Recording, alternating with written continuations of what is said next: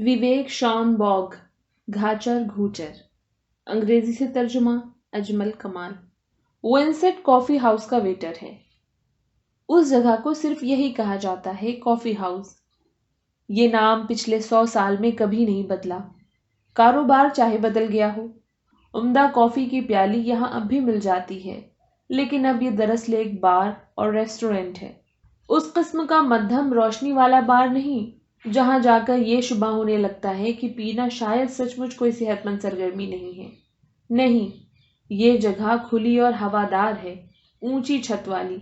यहाँ पीने वाला खुद को नफीस और मुहज्जब महसूस करता है। दीवारें कंधों की ऊंचाई तक लकड़ी से मुढ़ी हुई हैं, जिससे अंदाजा होता है कि एक सदी पहले ये शहर कितना खूबसूरत था। फोटोग्राफ एक पुरसुकून, ज्यादा फुर्सत आमेज जमाने को दिखाते हैं, और कॉफी हाउस किसी न किसी तरह अब भी उसी दुनिया का हिस्सा लगता है। मसलन तुम चाहो तो शाम 7 बजे यहाँ आओ, सिर्फ एक कॉफी मंगवाओ और 2 घंटे एक मेज को घेरे बैठे रहो, और कोई तुम्हें टोकेगा नहीं। लगता है ये लोग जानते हैं, अगर कोई यहाँ इतनी देर यूं ही बैठा रहता है तो जरूर उसके सर में हजारों पहिए घूम रहे होंगे। और तुम तो जानते हो, ये घूमते पहिए आदमी को चैन नहीं लेने देते। आखिरकार आदमी उनसे मगलूब हो जाता है, जैसे उन फोटोओं में दिखाई गई पुरसुकून जगहें, जिन्हें खरीदारों ने निगल कर इस बेतरतीब झमेले में बदल दिया जो अब हमें घेरे हुए है। खैर, इन सब को रहने दीजिए। मैं गुजरे वक्त की नौहागिरी नहीं करने वाला। उस विंसेंट की तरफ लौटते हैं। वो स्याह रंगत वाला लंबा आदमी है, अधेड़ से कुछ निकली हुई उम्र का, मगर मजबूत जिस्म, तोंद का नामो निशान तक नहीं। वो सफेद वर्दी पहनता है, जिस पर बंधा हुआ मुनक्कश चौड़ा कमरबंद नजर में आए बगैर नहीं रहता। सर पर सफेद पगड़ी, जिसका तुर्रा यूं ऊपर को निकला रहता है जैसे कृष्ण का मोर मुकुट। विंसेंट को इर्द गिर्द फिरते देखकर, कॉफी सर्व करते, एक मशाक जाविये से बियर उंडेलते, किसी गाहक को कटलेट पर बड़े इन्हिमाक से छुरी कांटा आजमाता देखकर निहायत धीमे से मुस्कुराते, मैं ये महसूस करने से बाज नहीं रह सकता कि उसकी महज एक भरपूर निगाह हम सबको अपने दायरे में लेने के लिए काफी है। अब तो मुझे शक होने लगा है कि यहाँ बाकायदगी से आने वालों को वो खुद उनसे भी अच्छी तरह जानता है।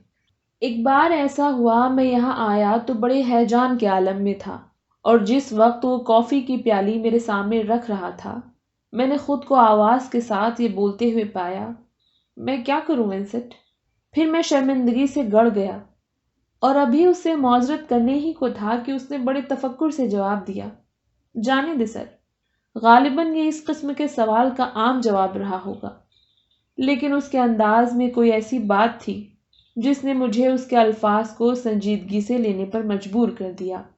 ये मेरे चित्रा को और उसके और मेरे बीच जो कुछ भी था, उसे छोड़ने के जरा बाद की बात है। मेरी जिंदगी ने तब एक मोड़ लिया जो शादी पर खत्म हुआ। अब यहाँ मैं इस किस्म का तासुर नहीं देना चाहता कि मैं माँ फौकुल फितरत चीजों पर ईमान रखता हूँ, ऐसा नहीं है। लेकिन ऐसा भी नहीं है कि मैं हर होने वाली चीज की अकली बुनियाद खोजता फिरता हूँ। आज मैं कॉफी हाउस में उतनी देर बैठा हूँ कि इससे पहले कभी नहीं बैठा। मैं किसी तरह का इशारा पाने के लिए बेताब हूँ। मेरा एक दिल कहता है कि विंसेंट से बात करके देखूं, लेकिन मैं खुद को रोके हुए हूँ। क्या होगा अगर उसके लफ्जों ने ठीक उस चीज की तरफ इशारा कर दिया जिसका मैं सामना नहीं करना चाहता। सहपहर का वक्त है, ज्यादा लोग नहीं हैं। मेरी निगाह की बिल्कुल सीध में नीली टी शर्ट पहने एक जवान लड़की बैठी नोटबुक में कुछ लिख रही है। वो जिस मेज पर बैठी है उसका रुख बाहर सड़क की तरफ है। 2 किताबें, पानी का ग्लास और कॉफी की प्याली उसके सामने रखी है। लिखते लिखते बालों के घुंघरियाली लट उसके गाल पर झुकाई है। लड़की यहाँ हफ्ते में कम से कम 3 दफा आती है। कभी कभी एक लड़का उसके साथ कॉफी में शरीक हो जाता है, और फिर वो साथ बाहर निकल जाते हैं।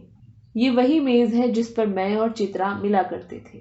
ठीक उस वक्त जब मुझे ख्याल आता कि उस लड़की का दोस्त आज आएगा या नहीं, मैं उसे दरवाजे पर देखता हूँ। वो उसके सामने वाली कुर्सी पर बैठ जाता है। मेरी निगाह इधर उधर भटक कर फिर तब अचानक उनकी मेज पर लौट आती है, जब मुझे चीखने की आवाज आती है। अब वो अपने पैरों पर खड़ी होकर मेज पर आगे तक झुकी हुई है।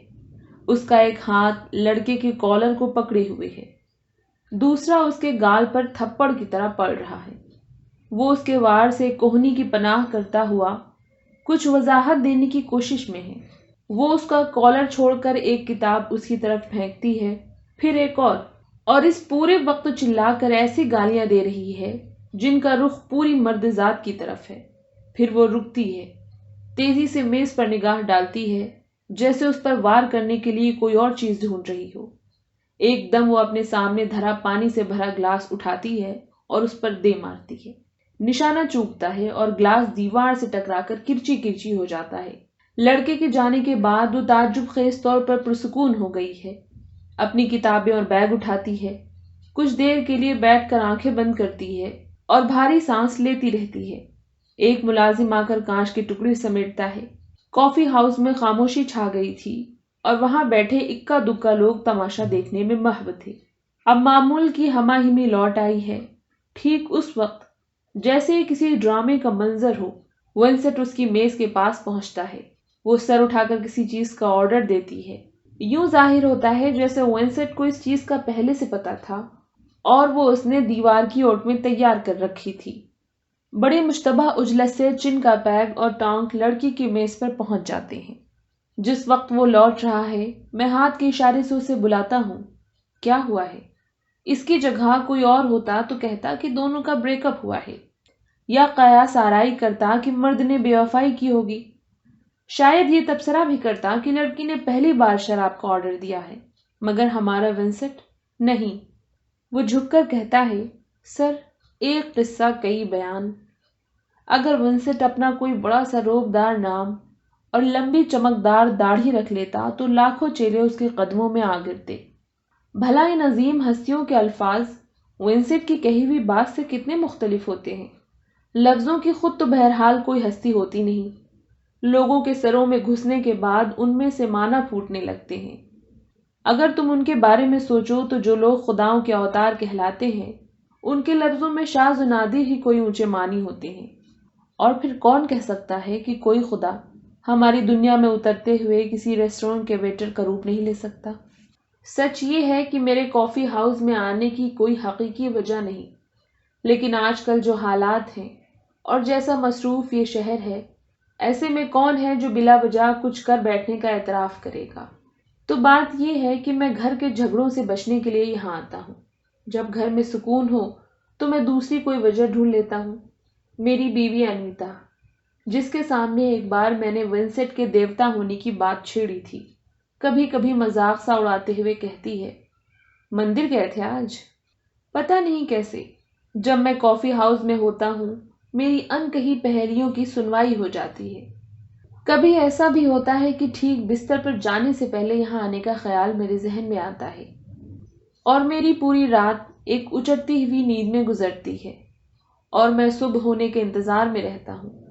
میں یہاں پہنچتا ہوں، کوئی ایسی میز چنتا ہوں جس سے مجھے باہر کے معاملات دکھائی دے سکیں، اور بیٹھ جاتا ہوں۔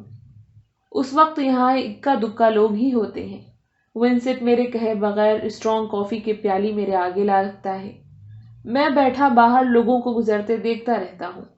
دسمبر کی سردی میں وہ سویٹر اور جیکٹ پہنے تیزی سے گزرتے جاتے ہیں۔ گرمیوں میں انہوں نے ہلکے مہین کپڑے پہنے ہوتے ہیں، اور جلد کا کچھ حصہ دھوپ کے آگے کھلا رہتا ہے۔ کوئی آدھ گھنٹے تک کھڑکی سے باہر تکتے رہنے کے بعد میں ونسٹ کو بلاتا ہوں، اس سے کچھ ادھر ادھر کی بات کرتا ہوں، اور جو کچھ وہ جواب میں کہتا ہے اس میں دانش کے موتی تلاش کرتا ہوں۔ اگر میرے سر کے اندر کا موسم خاص طور پر خراب ہو تو میں کوئی کھانے کی چیز منگوا کر ونسٹ سے اپنی بات چیت کو طول دیتا ہوں۔ کبھی کبھی مجھے ترغیب ہوتی ہے کہ اپنا سارا حال اسے سنا ڈالوں، مگر جب وہ کہے بغیر ہی سب جانتا ہے تو سنانے کا کیا مطلب؟ گھر کی چخ چخ سے دور کافی ہاؤس میں گزارا ہوا یہ وقفہ میرے دن کا سب سے سکون بخش حصہ ہوتا ہے۔ وہ لڑکی جس نے ابھی ابھی اپنے دوست کو بھگایا ہے مجھے چترا کی یاد دلاتی ہے۔ میں سوچتا ہوں چترا نے کتنی بار اپنے ذہن میں مجھے اس طرح جھاڑا ہوگا۔ میں اس سے ایک لفظ کہے بغیر ہی کھسک لیا تھا۔ ظاہر ہے اس کا غرور اسے میرے پیچھے آنے کی اجازت تو دے نہیں سکتا تھا۔ تب سے اب تک اس نے ایک بار بھی مجھ سے رابطہ کرنے کی کوشش نہیں کی۔ میں اکثر سحپہر کو یہاں اس کے پاس آ بیٹھتا تھا، عموماً اسی میز پر۔ وہ عورتوں کی بہبود کی کسی تنظیم میں کام کرتی تھی اور مجھے اپنے دن کے کاموں کے بارے میں بتاتے ہوئے اکثر طیش میں آ جاتی تھی۔ وہ جو کچھ مردوں کے بارے میں کہتی، میں اسے اپنے ہی اوپر لے لیتا تھا۔ میں بس چپ بیٹھا خود کو مبہم طور پر مجرم سا محسوس کرتا رہتا، جیسے وہ کہتی، صرف چائے پسند کی نہ بننے پہ تم اس کا بازو کیسے توڑ سکتے ہو؟ یا اتنی سی بات پہ کہ تمہاری بیوی گھر کی چابی پڑوسی کے پاس چھوڑنا بھول گئی، تم نے اسے قتل کر دیا۔ میں جانتا ہوں کہ خراب چائے کا نتیجہ ٹوٹا ہوا بازو نہیں ہونا چاہیے، اور نہ بھولی ہوئی چابی کا انجام قتل۔ دراصل چائے یا چابی کی بات نہیں، کسی رشتے کے بچے کچے تار محض ایک نگاہ یا خاموشی کے صرف ایک لمحے سے کٹ جاتے ہیں۔ پر میں یہ بات اسے کیسے سمجھا سکتا تھا؟ وہاں اس کے غصے کے سوا کسی چیز کے لیے کوئی جگہ تھی ہی نہیں۔ پھر ہمارے درمیان کسی نرم احساس کا گزر کیسے ہوتا؟ ہمارے رشتے میں کچھ تھا ہی نہیں۔ میں سمجھتا ہوں کوئی جسمانی قربت تو ہرگز نہیں۔ میں نے کبھی ایک بار بھی اس کا ہاتھ نہیں تھاما، اگرچہ غالباً میں ایسا کر سکتا تھا۔ جب ہماری نئی نئی جان پہچان ہوئی تھی، مجھے یقین تھا کہ ہم ایک دوسرے کے قریب آ سکتے ہیں۔ تب ایک دن ہمارے بیچ جو کچھ بھی تھا وہ غائب ہو گیا۔ میں نے ہمارے مشترکہ وقت پر کافی ہاؤس جانا چھوڑ دیا اور اس کے بدلے شام کو جانے لگا، اور بس پھر ہم ایک دوسرے سے کبھی نہیں ملے۔ مجھے اچھی طرح یاد ہے جب ہم آخری بار ملے تو ہماری کیا بات چیت ہوئی۔ اس نے مجھے ایک عورت کے بارے میں بتایا جسے اس کی ساس نے آدھی رات کو گھر سے نکال دیا تھا۔ جس وقت وہ باہر گلی میں کھڑی کانپ رہی تھی، اس کا شوہر، ساس، سسر اور نند گرم کمبل میں لپٹے سو رہے تھے۔ کھڑکی میں سے اسے اپنے شوہر کے خراٹوں کی آواز آ رہی تھی۔ صبح سویرے اس نے دودھ والے سے اپنی جیب چھپانے کے لیے یوں ظاہر کیا جیسے وہ دودھ کے انتظار میں کھڑی تھی۔ اس عورت کی حالت زار بیان کرتے کرتے چترا کی آواز خاصی کرخت اور اونچی ہو گئی تھی۔ میں اس کے شوہر اور ساس کو جیل پہنچا کے چھوڑوں گی، اس نے اعلان کیا۔ مجھے اس کیس کے بارے میں انجمن کے وکیل سے بات کرنی ہے، اس سے پہلے کہ وہ گھر چلا جائے، اس نے کہا اور اٹھ کھڑی ہوئی۔ اس نے بہت ہلکے سے میرے کندھے کو چھوا اور بولی، بائے ڈیئر، جیسے کہ وہ ہمیشہ کرتی تھی، اور چلی گئی۔ یہ بات کچھ دھندلا گئی ہے۔ جب میں یاد کرنے کی کوشش کرتا ہوں کہ اس وقت مجھے احساس ہو گیا تھا یا نہیں کہ ہمارا معاملہ ختم ہو چکا ہے، اتنا مجھے یاد ہے کہ میں اس کے چائے کے بعد کچھ دیر چپ بیٹھا رہا۔ اگلے دن ہمارے معمول کے وقت وہاں نہیں پہنچا، اور اس کے بعد بھی کبھی نہیں۔ چترا نے شاید ونسٹ سے میرے بارے میں پوچھا ہو، میں نہیں جانتا۔ غالباً وہ سمجھ گئی ہوگی کہ میں اس سے ملنے سے بچ رہا ہوں، اور اس نے پھر کبھی مجھ سے رابطہ نہیں کیا۔ آج یہاں کافی ہاؤس میں بیٹھے ہوئے میرا ذہن ہمیشہ سے زیادہ منتشر ہے۔ جیسے میں اسے بھانپ سکتا ہوں ویسے ہی ونسٹ بھی۔ اسے معلوم ہے کہ میں اس سے بات کرنے کے لیے بےتاب ہوں، اور وہ خود ہی میری میز پر چلا آتا ہے۔ میں اسے بتاتا ہوں، ایک اور لیمن سوڈا پلیز۔ وہ جانے سے پہلے مجھ پر ایک نگاہ ڈالتا ہے جو کہتی معلوم ہوتی ہے، واقعی بس یہی؟ میرے سامنے والی میز پر بیٹھی لڑکی اپنا جن اینڈ ٹانگ کا پیک چند گھونٹ لے کر ختم کرتی ہے اور اپنی کتابیں بیگ میں ٹھونس لیتی ہے۔